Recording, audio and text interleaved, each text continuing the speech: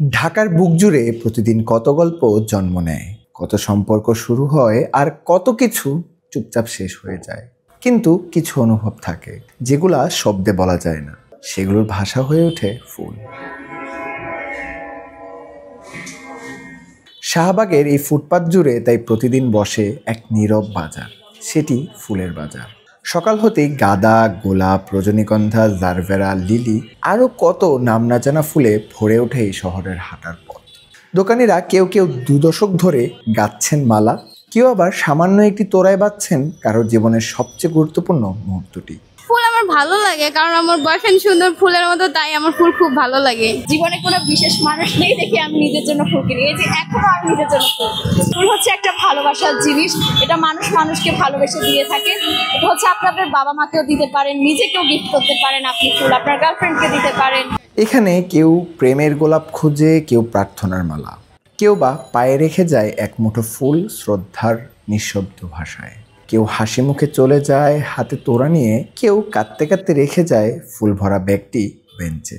Valentine's day, পহেলা ফাল্গুন কিংবা শহীদ দিবস, সবসময়ই এই ফুলের বাজার জেগে থাকে। তবে এই বাজার শুধু দিবসের নয়, এই বাজার জীবনের। এটা হচ্ছে পাতার চেন, এটাতে হচ্ছে আমরা স্টেজের কাজ করি। স্টেজের ব্যাকড্রপে এটা হচ্ছে দিলে ফুটে থাকে, ছবিটা ভালো আসে, এর জন্য এটা ব্যবহার।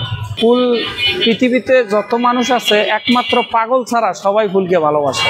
ফুল হচ্ছে আমরা ভালোবাসার বস্তু, যেটা মনে করেন যে জন্মদিন থেকে মৃত্যুদিন, বিবাহ বার্ষিকী সব জায়গায় ফুল ইউজ করে মানুষ। প্রতিদিন প্রতিক্ষণ শহরের ব্যস্ততম মোড়েই দাঁড়িয়ে থাকে নিঃশব্দ কিছু পাপড়ি, যা কখনো কখনো ভালোবাসা হয়ে ওঠে, কখনো বা প্রতিবাদ।